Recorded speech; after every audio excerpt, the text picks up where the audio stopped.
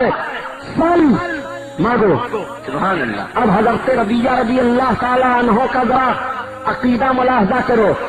سرکار فرماتے ہیں مانگو تو وہ یہ نہیں عرض کرتے یا رسول اللہ آپ سے مانگوں کہ اللہ سے مانگوں، اور یا رسول اللہ میں تو مانگتا ہی رہتا ہوں اللہ سے. نہیں، جیسے آقا نے فرمایا سل مانگو تو حضرت ربیہ بن کعب اسلمی عرض کرتے ہیں اسألوکا آپ سے مانگتا ہوں. پورے وہابیت دیوبندیت کے عقیدے کا قلعہ آج سے 1400 برس پہلے مسمار کر دیا گیا. آج یہ عقیدہ دے رہے ہو کہ نبی سے مانگنا جائز نہیں، اور آج سے 1400 برس پہلے صحابی رسول نے تمہارے عقیدے کا جنازہ نکالا. آقا کے سامنے عرض کرتے ہیں اسألوکا آپ سے مانگتا ہوں. سبحان اللہ. اب اگر نبی سے مانگنا جائز نہیں تو آقا فوراً روک دیتے ربیہ مجھ سے نہ مانگو اللہ سے مانگو. کیا بات. مگر میرے آقا نے روکا نہیں. کوئی حدیث کا ٹکڑا کہیں دکھاؤ کہ کسی صحابی نے آقا سے مانگا ہو اور آقا نے فرمایا ہو میں نہیں دے پاؤں گا یا میں نہیں دیتا ہوں مجھ سے مت مانگو. عرض کرتے ہیں اسألوکا آپ سے مانگتا ہوں، آپ سے مانگتا ہوں. اور مانگتے کیا ہے؟ عرض کرتے ہیں اسألوکا مرافقتک فی الجنہ. یا رسول اللہ جنت میں آپ سے آپ کی غلامی مانگ رہا ہوں. سبحان اللہ. سبحان اللہ. میرے آقا اسی پر بس نہیں فرماتے ہیں، ارشاد فرماتے ہیں اس کے علاوہ اور. عرض کرتے ہیں یا رسول اللہ بس. اب آقا آگے فرماتے ہیں ربیہ بن کعب اسلمی سجدہ کی کثرت کرو اور سجدہ سے میری مدد کرو. مطلب یہ ہوا محدثین فرماتے ہیں کہ ربیہ تمہیں جنت تو مل چکی، میری غلامی مل چکی، مگر جنت مل جانے پر تم عمل سے بھی بے خیال نہ ہونا، لہذا سجدے کی کثرت کرتے رہنا. میں عرض کر رہا ہوں پیارے یہی عقیدہ تو بریلی کے تاجدار بتا رہے ہیں اور عرض کر رہے ہیں اپنے آقا کی بارگاہ میں کہ خلق کے حاکم ہو تم، رزق کے تاسیم ہو تم، جو ملا تم سے ملا تم سے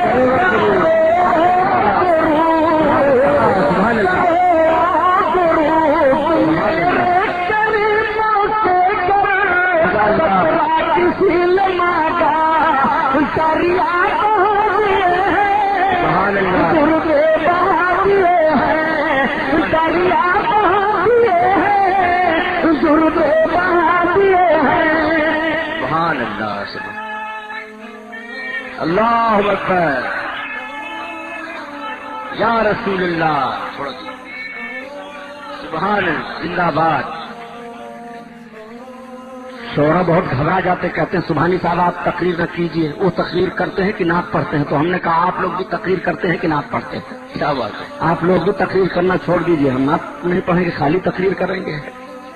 حضرت قاری تبسم صاحب الحمدللہ بہت مقبول شاعر ہیں، حضور حافظ ملت کی نسبت حاصل ہے، اور آج ہم لوگ تو اپنی قسمت پر جتنا فخر کریں کم ہے پیارے. ہمارے اس محفل کی قبولیت کی ضمانت کی آل رسول. سبحان اللہ. بے شک. سبحان اللہ. آپ ان کی زیارت کرو، یہ وہ آل رسول ہیں کہ ہندوستان کا وہ مجدد جس کو عالمگیر رحمت اللہ علیہ کہا جاتا ہے. وہ عالمگیر جو مجدد بھی ہیں، مجاہد بھی ہیں، سپہ سالار بھی ہیں، حاکم اسلام بھی ہیں، ہندوستان پر حکمراں بھی ہیں. 50 سال کے قریب تبت کی وادی سے لے کر کے افغانستان کی سرحد تک اکیلے اس مرد مجاہد نے حکومت کی تھی. اور اسی مہاراشٹرا کے اس چوہے کو وہ کھڈیرا تھا پہاڑوں میں کہ آج بھی ان کو تاریخ یاد ہے. وہ عالمگیر ہیں. عالمگیر رحمت اللہ علیہ نے ایک کتاب لکھوائی تھی، 500 علماء کو رکھا تھا، اور 8 سال کی مدت میں اس وقت 2 لاکھ روپے سکے خرچ کیے گئے تھے، جس کا نام فتاوی عالمگیری ہے. فتاوی عالمگیری آج بھی پورے عالم اسلام میں مستند کتاب فقہ حنفی کی مانی جا رہی ہے. اور جہاں جہاں شافعی المسلک ہیں، حنبلی المسلک ہیں، مالکی ہیں، وہ بھی آج فتاوی عالمگیری کو اپنے لیے سند تصور کرتے ہیں اور یقین کرتے ہیں وہ فتاوی عالمگیری ہے. حضرت عالمگیر حکمراں بھی ہیں اور مجدد بھی ہیں. عالمگیر نے ہندوستان کی سرزمین پر سادات کی فہرست مرتب کروائی تھی. تاریخ کا وہ ٹکڑا دے رہا ہوں، لے لو. آج کچھ لوگ یار بیکار میں تحقیق کرنے پھنسے ہوئے ہیں. مجھے عالمگیر رحمت اللہ علیہ کی فہرست جاری کر دی جائے वैसे पता चल जाएगा कौन सैयद है, कौन पठान है, कौन क्या है। क्या बात है, हिसार में सब तहकीक करते हो। क्या बात है। ये सैयद, वो सैयद, ये सैयद, वो सैयद। अब मैं ये तो नहीं अर्ज करूंगा, मगर सिर्फ मैंने ये जाना है कि उस फहरिस्त में गालबन नहीं है। क्या बात है। तो हजरत आलमगीर रहमतुल्लाह ताला अलैह ने जो फहरिस्त मुरक्कब करवाई है, उस फहरिस्त में अव्वल नंबर पर खानकाहे बरकातिया है। सुभान अल्लाह, सुभान अल्लाह, अल्लाहु अकबर, या रसूल अल्लाह, जिंदाबाद, जिंदाबाद। मारहरा शरीफ उस नंबर पर अव्वल नंबर। सुभान अल्लाह, जिंदाबाद। अरे भाई तकरीर कर लेने दो दोस्त, नारे तो बहुत लगाने हैं। आप सुन लो, आप सुन लो, नारा बाद में इस तकरीर पर लगाइएगा। मारहरा शरीफ वो मारहरा शरीफ है, अव्वल नंबर आलमगीर रहमतुल्लाह ताला अलैह की तारीख की फहरिस्त में जो है घराना, वो बरकाती खानदान मारहरा शरीफ। सुभान अल्लाह। और सुनो, आलमगीर रहमतुल्लाह ताला अलैह जब हुकूमत कर रहे थे हिंदुस्तान पर और रूहानियत पर भी, तो रूहानियत के दिलों पर, दलों पर, सब पर उस वक्त जाहिरन बातिनन हुकूमत हजरत बरकतुल्लाह शाह मारहरवी की हो रही। सुभान अल्लाह, सुभान अल्लाह। आप भी हयात जाहिरी से थे, हजरत आलमगीर रहमतुल्लाह ताला अलैह के हयात जाहिरी में भी हजरत बरकतुल्लाह शाह को भी हयात जाहिरी है। उस वक्त आप भी हयात जाहिरी से थे और आलमगीर रहमतुल्लाह अलैह भी हयात जाहिरी से थे। उस वक्त का एक मामला शैतानी बताया जाता है कि एक सद्दो था, वो ऊंटों के बालों पर एक अमल कर लिया था और उस अमल के जरिया से वो खबीस इतना बड़ा अय्याश था कि खूबसूरत लड़कियों को पकड़वाता शयातीन के जरिया और पकड़वा करके हिसार करता और फिर बदफेली करता, उसके बाद पानी रखे रहता, फिर नहाता, ये वो सब इस तरह का उसका काम था। एक मर्तबा वो चूक गया, हिसार नहीं कर सका, तो सारे शयातीन आए और फिर उसको मार डाला और उसकी रूह बद उनके साथ शामिल हो गई। तो ये आज भी घरों में जाता है, सताता है सबको। तो हजरत आलमगीर रहमतुल्लाह ताला अलैह के दौर में हजरत बरकतुल्लाह शाह मारहरवी रहमतुल्लाह ताला अलैह हैं, आपने इसको गिरफ्तार किया और कहा कि इस खबीस को कत्ल किया जाए।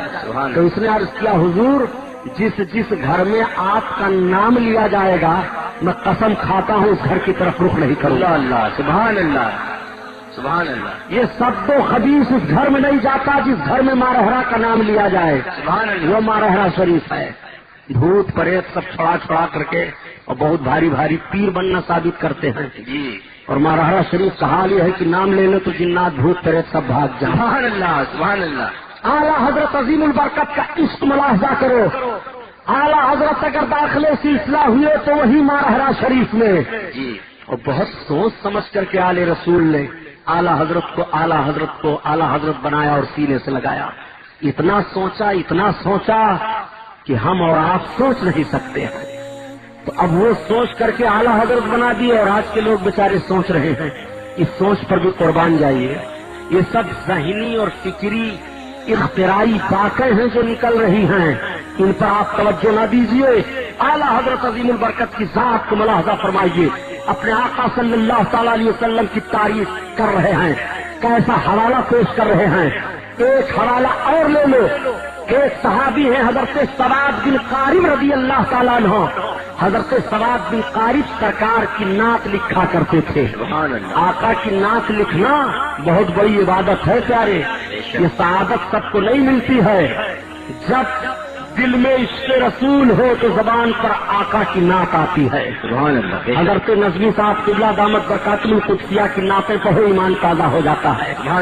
जब दिल इश्क़ रसूल का मदीना होता है और उस इश्क से जो रोशनी बाहर निकलती है जबान के जरिया, उसी को नात कहते हैं। वो नात है। आला हजरत अजीमुल बरकत की नात देखो और सहाबी रसूल को मुलाहजा करो। हजरत सवाद बिन कारिब ने सरकार की एक नात लिखी और लिख करके आका की बारगाह में ले गए। अर्ज करते हैं, या रसूल अल्लाह, मैं आपकी सरकार आपके सामने नात पढ़ना चाहता हूँ। तो आका ने इजाजत दे दी और बिंबर लगवा दिया। अब हजरत सवाद बिन कारिब जब सरकार की नात पढ़ने लगे, تو نعت کا ایک شعر یہ بھی ہے، پڑھ رہے ہیں اور سرکار کا چہرہ دیکھ رہے ہیں، فَكُنْ شَقِيًّا يَوْمَ الْقِيَامَةِ یا رسول اللہ، سبحان اللہ، فَكُنْ شَقِيًّا يَوْمَ الْقِيَامَةِ یا رسول اللہ، یا رسول اللہ قیامت کے دن آپ مجھ کو جنت دلا دیں، سبحان اللہ، سبحان اللہ، قیامت کے دن آپ مجھ کو جنت دلائیں میرے سرکار۔ اس شعر کی تکرار کرتے رہے حضرت سواد بن قاری۔ آقا کا دریائے کرم جوش میں آیا، آقا فرماتے ہیں سواد بن قاری کیا قیامت کے دن میں تجھ کو تیری شفاعت کر کے جنت دلاؤں گا۔ سبحان اللہ، سبحان اب اللہ، اعلیٰ حضرت کا شعر تو ہو، کون دیتا ہے دینے کو منہ چاہیے، سبحان اللہ، کون دیتا ہے دینے کو منہ چاہیے، اور دینے والا ہوتا ہمارا نبی میرے کرم سے کر خطرہ کسی نہ مانگا، دریا پانے ہیں درد بہاتے ہیں، سبحان اللہ، سبحان اللہ، اور مانگنے پر بے بات اور عرض کر دوں دوست، واقعہ سنانا مقصد نہیں ہے، ذہن فکر میں جو اعلیٰ حضرت کی نعت سے اتارنا چاہتا ہوں مقصد اس کو سمجھو۔ ایک صحابی ہیں، ان کی ایک بیوی ہیں، وہ سرکار کی بارگاہ میں اپنے شوہر کی شکایت لے کر کے حاضر ہوئی۔ آقا تشریف فرما ہیں، ان کے شوہر بھی اچانک وہاں موجود تھے۔ سرکار نے فرمایا کیسے آئی ہو؟ عرض کرتی ہیں یا رسول اللہ میں ان کی شکایت لے کر کے آپ کی بارگاہ میں آئی ہوں۔ اپنے شوہر کی شکایت؟ ہاں یا رسول اللہ، کہو کیا بات ہے؟ عرض کرتی ہیں یا رسول اللہ میں جب نماز پڑھتی ہوں تو یہ مجھ کو مارتے ہیں، یا رسول اللہ میں جب روزہ رکھتی ہوں تو یہ مجھ کو مارتے ہیں، اور یا رسول اللہ یہ کبھی کبھی سو جاتے ہیں اور جب اٹھتے ہیں تو سورج نکل آتا ہے تب فجر کی نماز پڑھتے ہیں۔ میرے آقا نے دیکھا، ارشاد فرمایا کیوں شکایت صحیح ہے؟ عرض کرتے ہاں یا رسول اللہ شکایت تو صحیح ہے، مگر سرکار میں اس کو نماز پڑھنے پر نہیں مارتا ہوں، یا میرے آقا جب یہ نماز پڑھنے کھڑی ہوتی ہے تو قرآن رات بھر پڑھتی رہتی ہے، یا رسول اللہ میں نوجوان مرد ہوں، میرا حق ہے اس کے اوپر۔ آقا نے فرمایا خاتون سن، قرآن کی آیتیں پڑھ کر کے تو اپنی نماز پوری کر لیا کر، اپنے شوہر کی خدمت میں لگ جا، تیرے شوہر کا تیرے اوپر حق ہے۔ اچھا روزے کی بنیاد پر؟ عرض کرتے یا رسول اللہ میں روزے کی بنیاد پر اس کو نہیں مارتا ہوں، جب یہ روزہ رکھنا شروع کرتی ہے تو مہینوں مہینہ رکھتی ہے، یا رسول اللہ میں اس سے کہتا ہوں کہ فرض روزے رکھ لے اور نوافل رکھنے ہیں وہ بھی ہفتہ عشرہ رکھ لے۔ میرے آقا نے ارشاد فرمایا خاتون سن، جب تو فرض روزے رکھ لے اور تجھے نوافل رکھنے ہو تو اپنے شوہر سے اجازت لے لیا کر، تیرے شوہر کا تیرے اوپر حق ہے۔ اچھا اب میرے آقا مخاطب ہوئے، ارشاد فرماتے تم فجر کی نماز اس وقت پڑھتے ہو جو تمہاری بیوی بتا رہی ہے؟ عرض کرتے ہیں یا رسول اللہ میرے سرکار میں نوجوان مرد ہوں، میرے آقا مجھ پر آپ کرم فرما دے۔ تو ایسے انداز سے صحابی رسول نے عرض کیا آقا کی بارگاہ میں، اپنے نبی کا اختیار دیکھو، نماز اپنے اپنے وقتوں پر فرض ہے، کوئی نماز کے وقت کو بدل نہیں سکتا۔ اگر کوئی سوچے کہ میں ظہر کی نماز عصر میں پڑھ لوں، عصر کی ظہر میں پڑھ لوں، ادا ہو جائے گی، نہیں۔ کوئی سوچے میں مغرب میں عشاء ہی کی نماز پڑھ لوں، نہیں، ہر نماز کو اس کے وقت پر پڑھنا پڑے گا۔ یہ وقت کا تعین رب کی طرف سے ہوا ہے۔ آقا کی شان دیکھو اور اپنے محبوب کی عظمت ملاحظہ کرو، رب تعالیٰ کے محبوب کا حال، رب کی بارگاہ میں قربت کا کیا ہے۔ میرے سرکار کی بارگاہ میں جب صحابی مچل کر عرض کرتے ہیں تو دریائے کرم ایسا جوش پر آیا، میرے آقا ارشاد فرماتے ہیں میرے صحابی جا، میں تیرے لیے خاص کرتا ہوں کہ تو جب سو کر کے اٹھنا تب فجر کی نماز پڑھ لینا، تیری نماز ہو جائے گی۔ اپنے آقا کا اختیار ملاحظہ فرماؤ، کون دیتا ہے دینے کو منہ چاہیے، اور دینے والا ہے ہمارا نبی، ہمارا نبی، ان کی مہک نے دل کے غنچے کھلا دیے ہیں، غنچے کھلا دیے ہیں۔ اعلیٰ حضرت کے تعلق سے سن لو، جی میرے آقا اعلیٰ حضرت کو بڑا عشق ہے مدینہ طیبہ سے. یہی تو فرق ہے پیارے.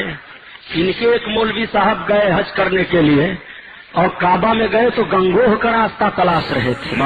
اتنے بڑے الو لوگ ہیں یہ. کہاں کعبہ ہے مکہ ہے کہاں گنگوہ. سمندر پار کر کے وہاں گنگوہ کا راستہ تلاش رہے تھے. ڈھونڈتے پھرتے تھے گنگوہ کا راستہ. پھرے تھے کعبہ میں بھی پوچھتے گنگوہ کا راستہ. اور پوچھتے کس سے رہے ہوں گے نزدیک پوچھا ہوگا. اب اور وہاں کون کہا جو جتنے پوچھتے. پھرے سے پوچھتے ہوئے کعبہ میں گنگوہ کا راستہ. اور آگے جو رکھتے تھے اپنے سینے میں ذوق شوق عرفانی جو فرعونی یا کچھ بھی وہ شیر مرثیہ گنگوہی میں ہے. یاد کر لیجئے گا. اور کیا کریے گا یاد کر کے ان گندھوروں کا شعر. کیا بات ہے. یہ گندھوری پارٹی ہے. کچھ لوگ جسم کے میلے ہوتے ہیں عقیدے کے میلے ہیں. سنیے یہ جب مکہ گئے تو گنگوہ تلاش رہے ہیں اور آئے ہیں اعلیٰ حضرت سے مقابلہ کرنے. معاذ اللہ. میرے اعلیٰ حضرت کا حال ہے کہ جب اعلیٰ حضرت گئے ہیں مکہ اور مکہ سے مدینہ طیبہ گئے ہیں اور مدینہ پہنچے ہیں تو حاجیوں کو للکارا. حاجیوں آؤ شہنشاہ کرو بادے. سبحان اللہ سبحان اللہ. حاجیوں شہنشاہ کرو بادے کعبہ تو دیکھ چکے کعبے کا کعبہ سبحان اللہ. سوال پیدا ہوتا ہے کہ سب کا کعبہ تو کعبہ ہے اور کعبہ کا بھی کوئی کعبہ ہے. جب اعلیٰ حضرت نے ہندوستانیوں بتا دیا کہ کعبہ کا کعبہ دیکھنا ہے تو یہ دیکھو. سبحان اللہ. وہ اعلیٰ حضرت ہیں تو مورخ معتبر ہیں جنہوں نے بیان کیا کہ میرے سرکار اعلیٰ حضرت حج ادا کرنے کے لیے جا رہے تھے. پہلے کشتی والا جہاز تھا یہ پانی والا. سرکار اعلیٰ حضرت جا رہے ہیں. کشتی ہچکولے کھانے لگا سمندر میں. جہاز ڈوبنے کے قریب ہوا تو جو کچھ حجاج تھے اس میں وہ رونے لگے چلانے لگے. عرض کرنے لگے حضور آپ دیکھ رہے معاملہ کیا ہے. جہاز کا کپتان اعلان کر رہا ہے کہ سمندر میں طوفان کے بھنور میں پھنس گیا جہاز. تو اعلیٰ حضرت عظیم البرکت فرماتے ہیں کہ میرے آقا نے جہاز پر بیٹھ کر کے جو دعا پڑھنے کے لیے بتایا ہے میں نے اس دعا کو پڑھ لیا ہے. اس دعا کو پڑھ کر کے میں سوار ہوا ہوں. مجھے یقین ہے کہ سمندر کا طوفان مجھے کچھ نقصان نہیں پہنچا. سبحان اللہ سبحان اللہ. بالکل آپ مطمئن ہیں. اب جب سب چیخنے چلانے لگے تو اعلیٰ حضرت کا عشق دیکھو. عرض کرتے ہیں یا رسول اللہ آنے تو تمہاری جانب آنے اب تو تمہاری جانب کشتی تمہیں پہ چھوڑی لنگر اٹھا دیے ہیں لنگر اٹھا دیے ہیں. سبحان اللہ سبحان اللہ. معنویت کے اعتبار سے میں نے پڑھا ہے شعر علماء موجود ہیں. سبحان اللہ کی بات ہے. میرے کریموں سے کرے خطرہ کسی نے مانگا دریا بہا دیے ہیں دربے بہا دیے ہیں دربے بہا دیے ہیں. سبحان اللہ سبحان اللہ. اعلیٰ حضرت یہ ایک لفظ سن لو. حافظ صاحب قبلہ اور آپ کے جملہ اساتذہ کی طرف سے تو یہ خواہش تھی کہ میں سرکار کے مقدس ایمان افروز بچپن کو بیان کروں مگر انشاءاللہ وعدہ کرتا ہوں کہ کسی اور جلسے میں اس علاقے میں آؤں گا تو بیان کروں گا. اعلیٰ حضرت کا ایک واقعہ سن لیجئے. یہی مولانا کوثر نیازی ہیں. کوثر نیازی لکھتے ہیں کہ ہمارے اساتذہ میں مفتی شفیع دیوبندی مولانا ادریس کاندھلوی یہ حدیث کے استاد ہیں. فقہ کے استاد مفتی شفیع دیوبندی ہیں. یہ لوگ ہیں. مفتی شفیع دیوبندی بیان کرتے ہیں کہ ہمارے استاد اشرف علی تھانوی کا حال یہ ہوا کہ ہم لوگ بیٹھے تھے اچانک ایک اطلاع آئی کہ مولانا احمد رضا خان کا انتقال ہو گیا. تو مولوی اشرف علی تھانوی اپنے ہاتھوں کو اٹھا کر مغفرت کی دعا کرنے لگے. حالانکہ اس مردود کی دعا کی ضرورت کیا ہے جی. تو مفتی شفیع دیوبندی کا بیان یہ ہے کہ وہ لوگ کہتے ہیں کہ ہم لوگوں نے عرض کیا اپنے استاد اشرف علی تھانوی سے کہ حضور مولانا احمد رضا خان کے انتقال پر آپ ان کے لیے مغفرت کی دعا کرتے ہیں اور وہ زندگی بھر آپ کو کافر بتاتے رہے. تو اشرف علی تھانوی نے جواب دیا میاں تم لوگ سمجھتے نہیں ہو مولانا احمد رضا خان نے اپنی بنیاد پر ہم سب کو کافر نہیں کہا ہے, عشق رسول کی بنیاد پر وہ ہمیں کافر کہتے رہے. اللہ اکبر غور فرماؤ, یہ دشمن کی بولی ہے. دشمن اعتراف کر رہا ہے اعلیٰ حضرت کی حقیقت کو اور عظمت کو. اعلیٰ حضرت نے ساری خانقاہوں کی عظمت کے لیے جنگ لڑی ہے اور صحیح کہا مفتی نظام الدین نے کہ جس خانقاہ نے اعلیٰ حضرت کی بغاوت کی وہ خانقاہ گنگوہ ہے. جب تک بغاوت نہ کرتی رہی وہ خانقاہ اس سے خوشبو پھیلتی رہی اور جب خانقاہ سے بغاوت ہوئی تو اس سے بدبو پھیلی. اس بدبو کی تحقیق کرنا ہے تو دارالعلوم دیوبند کو دیکھو, مظاہر سہارنپور کو دیکھو, ندبہ کو دیکھو, قاسم نانوتوی کو دیکھو, رشید احمد گنگوہی کو دیکھو, اشرف علی تھانوی کو دیکھو, ان سب کو دیکھو. وہاں سے جو بدبو پھیلی اعلیٰ حضرت کی بغاوت پر یہ وہ بدبو ہے اور اعلیٰ حضرت کی محبت سے مارہرا سے جو خوشبو پھیلی ہے اس خوشبو کو اگر دیکھنا ہے تو صدر شریعہ کو دیکھو, حسمت علی کو دیکھو, حافظ ملت کو دیکھو, مجاہد ملت کو دیکھو, محدث اعظم کو دیکھو. اب ایسا تو نہیں ہے کہ کسی اسی میں سے ایک فرد کی جانب سے کوئی بدبو پھیلنے والی ہو بغاوت کی بنیاد پر تو یہ اس کی ذمہ داری اس پر ہے.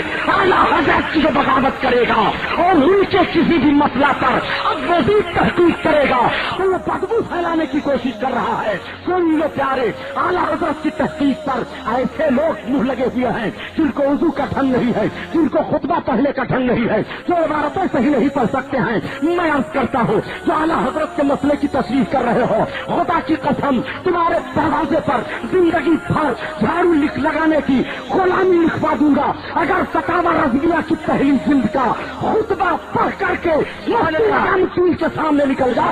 نعرہ تکبیر, نعرہ رسالت, نعرہ غوثیہ, مسلک اعلیٰ حضرت, پیغام اعلیٰ حضرت, باقی اعلیٰ حضرت, باقی اعلیٰ حضرت. عوام کے سامنے بولی کچھ ہوتی ہے اور اندر کی بولی کچھ ہوتی ہے.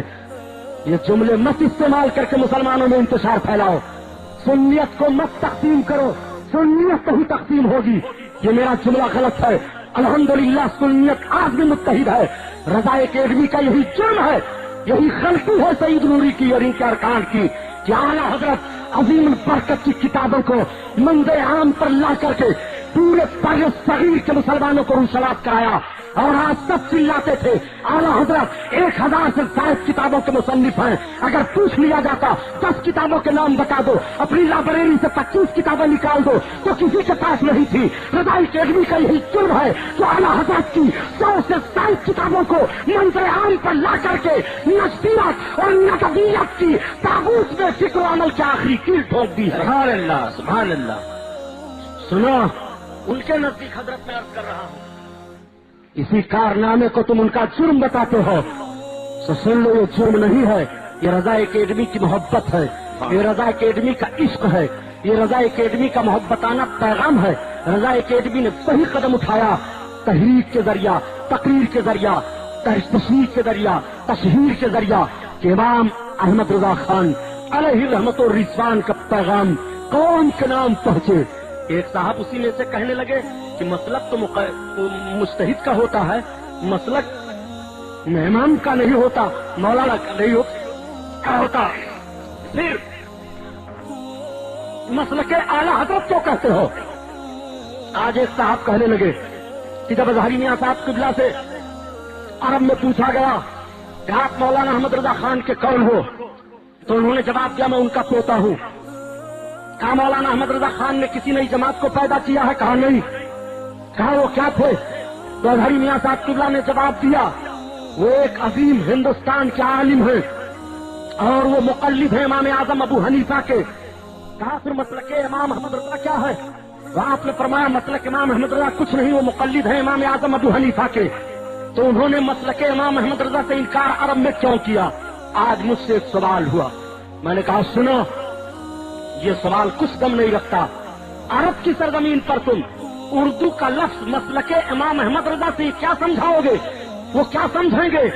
عرب کی سرزمین پر یہاں پر تمہیں امام اعظم ابو حنیفہ کا مقلد کہنا پڑے گا، اور ہو الحمدللہ امام اعظم ابو حنیفہ کے مقلد حنفی سنی کہلاتے ہو۔ آج ہندوستان میں گورنمنٹ کے نزدیک مسلمانوں کا دو فرقہ ہے، ایک سنی دوسرے شیعہ، بورڈ میں امتحان دونوں کے الگ، اوقاف دونوں کے الگ، قبرستان دونوں کے الگ، مسجدیں حدیث کہتے ہیں یا دیوبندی کہتے ہیں۔ ان کو چاہیے کہ اپنا وقف بورڈ یہ حکومت سے الگ بنوائیں، اپنی قبرستان کو الگ کروائیں۔ آج اجمیر شریف کی کمیٹی میں اختر اللہ سے اور جمیل الیاسی جیسے لوگ شامل ہیں جو کہتے ہیں کہ بزرگوں کے مزار پر جانا شرک ہے، بدعت ہے، چادروں کو بٹور کر کے اس کا پیسہ یہ کھا رہے ہیں۔ آج درگاہوں کو دیکھو، وقف بورڈ کو ملاحظہ کرو کہ اس میں یہی سب گھسے ہوئے ہیں۔ ہم 85% حنفی سنی بریلوی مسلمان ہندوستان میں ہیں، اور ایک آنکڑے کے مطابق، شمار کے مطابق 8.5 کروڑ مسلم سنی حنفی بریلوی ہندوستان کی سرزمین پر موجود ہیں۔ اتنی تعداد میں ہو مسلمانوں، وہ ہم ہیں۔ اس لیے مسلک اعلی حضرت کا اعلان کیا گیا کہ دوسرا طبقہ جو وقف بورڈ میں سنی کہلاتا ہے وہ بھی اپنے آپ کو بھارت میں سنی بن رہا ہے، اپنے آپ کو سنی کہتا ہے۔ مبارک پور کا فساد ہوا، آپ ملاحظہ کرائیے، شیعہ اور سنی کا نام آتا ہے، حالانکہ سنیوں کے عقیدے سے جن کا نام سنیوں میں آتا ہے کوئی تعلق نہیں ہے۔ عرض کرنے کا مطلب یہ ہے کہ بھارت کی سرزمین پر سنیوں میں جب ایک ایسا طبقہ نکلا کہ دکھاوے میں وہ سنی ہے مگر عقیدہ محمد بن عبد الوہاب نجدی، ابن تیمیہ، ابن قیم کا ہے، نجدیوں کا ہے، جو عقیدہ گمراہ ہے، گمراہ گر ہے، اور جو عقیدہ ایسا ہے کہ کفر کے حد تک پہنچا دیتا ہے، ایسا عقیدہ ہے کہ جس سے آدمی کافر ہو جاتا ہے، عقیدہ جو رکھ رہے ہو، نام سنی کا دے رہے ہو، اس علامت کو الگ کرنے کے لیے بھارت کی سرزمین پر سنی مسلمانوں کو یہ بتایا گیا کہ اب تمہارا نعرہ ہو تو مسلک اعلی حضرت ہو، مسلک اعلی حضرت صحیح ہے تو صحیح امام اعظم ابو حنیفہ کا مسلک ہے، امام اعظم ابو حنیفہ کے صحیح مسلک کا نام مسلک اعلی حضرت ہے۔ اس علامت کو اس لیے سامنے رکھ دیا گیا تاکہ دوسری برادری جو اپنے آپ کو سنی کہتی ہے اس سے تمہارا امتیاز ہو جائے، اس سے تمہارا فرق ہو جائے۔ اس فرق کو بھارت میں بتانے کی ضرورت ہوئی تو مسلک اعلی حضرت کہا گیا، اور عرب کی سرزمین پر آج بھی جب تم سے پوچھا جائے گا تو تمہیں کہنا پڑے گا کہ ہم مسلک حنفی ہیں، امام اعظم ابو حنیفہ کے مقلد ہیں۔ اس لیے اس کا لحاظ کیا جائے گا کہ عرب میں تمہیں سمجھانا ہے تو اس طرح سے سمجھانا پڑے گا، ہندوستان میں تمہیں سمجھانا ہے تو اس طرح سے سمجھانا پڑے گا۔ اس لیے ہندوستان کے اس لفظ کو تم عربستان پر چسپا نہیں کر سکتے ہو۔ جس لفظ کو جہاں سے جس طرح سے سمجھا جائے گا وہ لفظ وہاں پر اس انداز سے بولا جائے گا۔ مسلک امام احمد رضا سے یہاں امام اعظم ابو حنیفہ ہی کا مسلک سمجھا جا رہا ہے۔ سنو پیارے، اگر زیادہ بہوگے تو تمہیں جواب دینا پڑے گا کہ پھر مسلک امام اعظم ابو حنیفہ کیوں کہتے ہو؟ مسلک رسول اللہ کہو۔ کیا بات ہے؟ مسلک رسول اللہ کیوں نہیں کہتے؟ کیوں 4 مسلکوں میں قوم کو بانٹا گیا؟ مسلک حنفی، مسلک شافعی، مسلک حنبلی، مسلک مالکی، یہ مسلک 4 کیا ہیں؟ مسلک تو ایک ہے، اللہ کے حبیب نے جو دین پیش کر دیا وہی، جو مذہب پیش کیا وہی، تو اب سب کو مسلک رسول اللہ کہنا پڑے گا۔ اب سنو پیارے، یہ وہی ہے مسلک رسول اللہ ہی، لیکن جب رافضی پیدا ہوئے اور رافضیوں نے حدیثوں میں توڑ مروڑ کرنا شروع کر دیا تو فقہا کی جماعت متعین کی گئی، اور اس دور کے فقیہوں میں انہی 4 فقہا کی فقاہت مدفن ہو سکی تھی۔ انہی 4 فقیہوں پر اللہ کے حبیب صلی اللہ علیہ وسلم کے مشن کو رکھا گیا کہ ان 4 فقیہوں میں سے جس کی جگہ پر بھی مسلمان عمل کرے گا وہ اللہ کے حبیب کے سچے دین پر ہے۔ سبحان اللہ، سبحان اللہ، بے شک۔ اس لیے مسلک امام ابو حنیفہ اللہ کے حبیب کے دین کا نام ہے، بے شک۔ جب مسلک امام ابو حنیفہ اللہ کے حبیب کے دین کا نام ہے، اسی مسلک امام ابو حنیفہ کو امام احمد رضا خان نے پیش کیا۔ مسلک امام ابو حنیفہ کا دوسرا نام بھارت کی سرزمین پر اردو زبان میں سمجھانے کے لیے مسلک امام احمد رضا نام رکھا گیا۔ سبحان اللہ، سبحان اللہ۔ کو سمجھو اور سوچو، انشاءاللہ بیان باقی ہے، وقت تمام ہوا۔ سفینہ چاہیے اس بحر بے قرار کے لیے، یہ محفل نور